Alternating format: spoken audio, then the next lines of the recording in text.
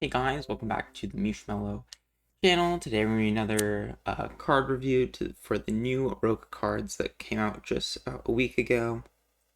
As usual, links in the description to our Discord server and other channels and all that stuff. I'm just going to try to get through these cards as quick as I can. So obviously this is for the planet Rokah, everybody's favorite planet.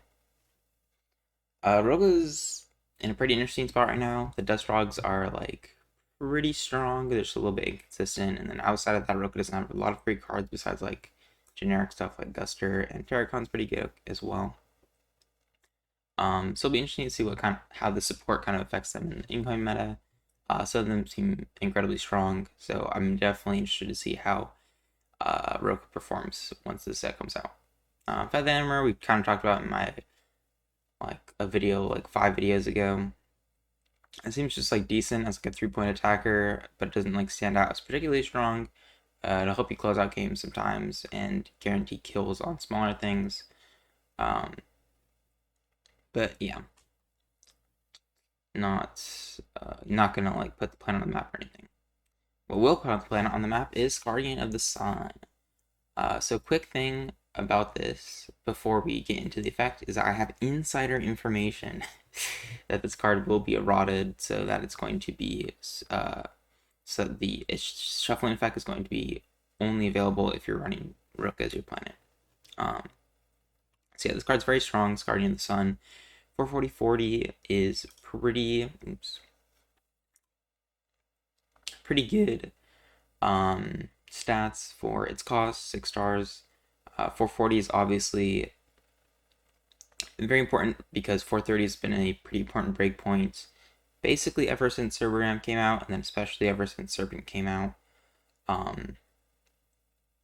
Its ability means that it can't be killed by activator cards, which is good. That's protection from Beast, Black Hole, Temple Trap, stuff like that.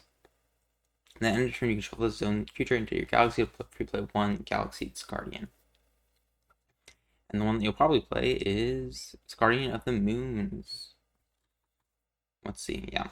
And this one's 440. Similar kind of vibe, can't be killed by resources cards. And then at the end of your opponent's turn, you can shuffle it back and then put out Sun. So basically, it's like two cards into one creature that makes it a 440, with different kinds of protection depending on what turn it is. Obviously, this is like extremely strong. As we saw like 2 formats ago, like Meltalon was really strong, and it was a 400 that like slowly lost stats. This has better stats and protection. Like that's obviously incredibly strong. There are a couple like weaknesses of the card. For example, if you open Guardian of the Moons, Moons isn't very effective when played by itself, because you have to wait, because it basically won't do anything on the turn it's played, and you always have to wait until the end of your opponent's turn for Sun to come out, because Sun is like clearly the better card out of the two. You're gonna want to draw Sun. You just want to have Moons in your deck so that you can bring out Sun on your turn again and hopefully have Moons survive, right? Like Moons is good at forcing removal and helping you play Sun as often as possible, basically. But it's not going to do a lot on its own, you know. So yeah, these cards seem incredibly strong. Rokah is going to play them, and it'll be good. I think that's pretty much in agreement by everybody. That's something one of the cards put them on the map. Okay, floating TEMPFLOATY of floating temps of TEMPFLOATY, 340 power, 100 health. 7 stars? Yeah. You can free play this handed card by killing all your other handed cards, minimum 1. It's cool that you put minimum 1. I don't think I've seen that yet, but it's cool. When you do, you can play 1 Galaxy permanent resource. If you have another its own TEMPFLOATY card, this card gains certain health. This card's interesting. It's set up for the kind of no hand cards that we see popping up a little bit here and there, like TEMPFLOATY and like Kinzeki, which we'll talk about in a second. Being able to tutor out any Galaxy permanent resource is kind of interesting. I'm thinking of like good permanent resources. There aren't a lot of them. Pointato comes to mind, is pretty good. Trollogrand comes to mind as a card that people like, but not very good. So yeah, this card's definitely interesting. Permanent resource is kind of a struggle card type, and I don't think it's going to be particularly helpful for them. As we continue to get more and more TEMPFLOATY support, it does seem to become more of a viable option. Um, TEMPFLOATY burn was like the main burn strategy, was like the main main no hand strategy. And types of TEMPFLOATY kind of might be able to help that. The issue is that you don't really want to go to no cards in hand. Um, you just happen to end up doing that sometimes. So yeah, this one's kind of interesting. I don't think it's gonna be very good, obviously. If you do play it, you're not gonna play it to tutor out TEMPFLOATY probably. But it is interesting. And it's cool. I'll definitely try it out. What else is next? Kinzeki. Okay, this is the cooler one. This is the cooler no hand card. So if you have no other hand cards, you can free play this hand card and draw one card. Obviously, very very good when it goes off. Just not very common for it to go off. If I had this in TEMPFLOATY burn, man, I would have won so hard. It just helps you draw faster and go through your cards faster. As well as being a free bunny. Very good, very good. Um, it's just like, yeah, if they got more cards like this, if TEMPFLOATY got more cards like this, I could definitely see them being like a pretty viable deck. Just cards that do something when you have no cards in hand, and then also cards that um, allow you to get no hand, or just like a -1. So Kinzeki seems pretty good because not only does it just like do something when you have no cards, but it also allows you to draw another card, and that card might be able to do something if you have no cards, right? So this is like gonna be really important for like the TEMPFLOATY engine if that ever becomes a thing. Right now, it's not like super good though. It is super cool though. I love Gavora arts. Kaluka maybe. This one is also one of the really strong ones, probably. When you is yeah, it's like not as strong as Guardian, but I think this one's gonna be really solid. So 120, 190, kind of interesting stat line. 190 blocks out a fair amount of things.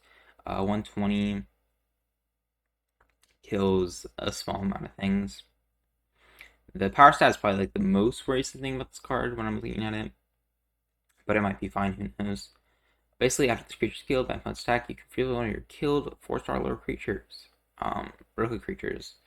This means you're basically going to be bringing back face time, and bringing back face time is very strong, so I can definitely see this card seeing play. 190 means your opponent's going to have to commit something big-ish, or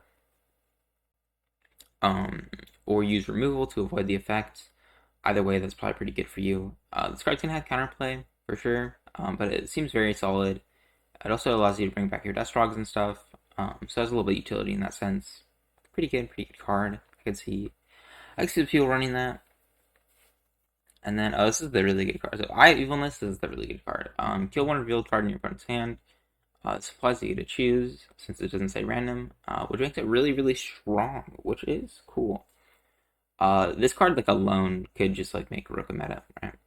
There's never been a card that kind of takes advantage of the reveal. This, like, consistently, right? Because usually, like, we have cards that can do stuff like this, like DMT, for example, can grab stuff like Beast and I don't remember what else DMT grabs, but you can grab really strong cards from Dark Matter Deathstrong. The thing is just not very consistent because of how because it requires you to it requires them to be randomly revealed. You don't get to choose. So I have Evilness going to be very strong. It's going to be a really strong like hand control card. If you're able to snipe staple cards from your opponent's hand, and you are allowed to keep your staples, that's just like obviously very good. There's going to counterplay, right, because your opponent's going to be able to play their cards, but then they're kind of trying to avoid Eye of Evilness. By trying to avoid Eye of Evilness by playing their cards, then they won't get full value out of their cards, and then Eye of Evilness kind of gets you value anyway, because now your opponent's playing suboptimally just to play around this card. So it's going to be very interesting to see how this card plays out. Yeah, it's really strong. Sirius said he thinks it's a little bit too strong. Not sure about that, but I like it. It's cool, unique. Gonna be very good for Rokah. Angry Totem. This card seems okay. It's good to have another generic removal Kill one zone creature on your opponent's draw. Your opponent draws one card, and you can only attack one creature this turn. It's like really. It seems so solid because it's just like a very generic form of removal. It does have a downside. It does have a couple downsides. Mainly your opponent drawing one card is the main one, and then only being able to attack one creature kind of limits your options, but it's not like awful. That being said, it's kind of hard to like envision like what deck I'm putting this in. Um, yeah, because like usually decks that would favor removal over card advantage are like more aggressive decks, but then more aggressive decks I want to attack with more than one creature a turn. So it's like weird. Like I'm trying to picture what I'd actually put this in, and I can't like think of anything. But it seems like a good card to me, right? Maybe it's a little bit too fair, but it seems like it's pretty solid at the very least. So Angry Totem might see playing something. I just have no idea. Whirlwind Wings. This card's not very good. I don't think. It's a attachment that boosts your stats. It boosts them based off reveal, so it's going to be boosting at the end of your turn. Which means you might as well just like be running Galacta home, kind of. Yeah, this card's not very interesting to me. I don't think it's very good. And then last card is Meteor Blaster. When an opponent creature card ability to kill your one or more of your own resource attachment cards. Cast that card's ability permanently if it's a creature permanent resource card. So this card I don't think is very good either, mainly because attachments and permanent resources generally aren't super important to protect. The main thing people are thinking about is protecting Whirlpool Jetpack. I don't think that's really a viable option, because that's just so many cards. Like running like 2 jetpacks and then running all your normal activators and then running Meteor Blaster on top of it is just like so many bricks, right? So I don't think this card's gonna see any play. It might be interesting for decks that really rely on their permanent resources. For example, Kilogram decks, which aren't very good, but maybe this will be fun for them to play around with. Definitely an interesting card. Don't think we'll see play competitively, but it's cool nonetheless. I think that's basically it. Mainly the ones to look out for in this upcoming meta, I think, are going to be SKARDIAN the Sun, SKARDIAN the Moons. I think those cards are going to be very obviously strong. I think Eye of Evilness is obviously going to be very strong. And then Kaluka, I wouldn't be surprised if that also saw some competitive play. The rest, I don't think are going to be super... Did I not talk about Clutter at all? I forgot to talk about Clutter. Clutter! Okay, so if this zone creature is killed by a card ability, you gain 3 stars. This card's interesting. I actually want to talk about it for like a couple seconds because I think people are kind of overlooking it, but also I don't think it's going to see play. So, Clutter, 6120, 2 star. This card is going by kill. If this zone creature is killed by a card ability, you gain 3 stars. So, the card ability in question is probably going to be Betrayal of the Floating Rock. And with Betrayal of the Floating Rock, you kill a zone creature with 2 stars. I believe it's 2 stars, maybe 2 stars or less. And you free play a 6 or more star Rokah creature from your galaxy. So basically, it's a 2-card combo that's going to be able to tutor out SKARDIAN or Dark Matter Dustrog mainly. Those are like the 2 good targets. You could also target Zadalon, I guess, if you wanted to. But those are the 2 ones you're going to target the most probably. So it's going to, like, it kind of reminds me of like Rowdy and Serpent, where you have a 2-card combo that gets you a big creature and gains you stars. Clutter and Betrayal can kind of be a similar thing with the addition of like searching and deck thinning also, I guess, technically. The main issue I see is that Clutter is like a little less... there's a couple things that Clutter doesn't have that Rowdy does, and those are mainly good stats. Rowdy's 160 is like super relevant randomly sometimes. Rowdy doesn't just work with Serpent. Rowdy also works with Gabostris and other cards in that strategy. And then Rowdy also has a Searcher in the form of Blur, which is really strong for them. So Clutter is very, obviously, I don't think quite at the level that Blur is at. They both have their pros and cons. Obviously, they're targeting very different things. They have basically the same star gain. So I don't think Clutter is quite as strong as Rowdy, and I think that might result in Clutter not seeing play. But it kind of depends on like how strong being able to use betrayal is. Um, so yeah, I could see Clutter being played if betrayal ends up being pretty strong. Although you might just run like betrayal and Zinza or something, depending on how the star economy like works out. Like if you need the star gain from Clutter, then you might run it. If you don't, then you might run just a better 2-star. So it's kind of hard to say. I don't think this card has no chance of seeing play. Um, I think it might. I just don't think it's very likely. Betrayal also I see play. If Betrayal like continues to get better, like if you end up like set 7 and there's like 3 really strong Rokah 8-stars or whatever, and you play Betrayal Clutter, seems like pretty reasonable to me. But I don't know if this card's like there yet. So yeah, those are the cards. Those are all of the cards. I basically think SKARDIAN definitely gonna see play.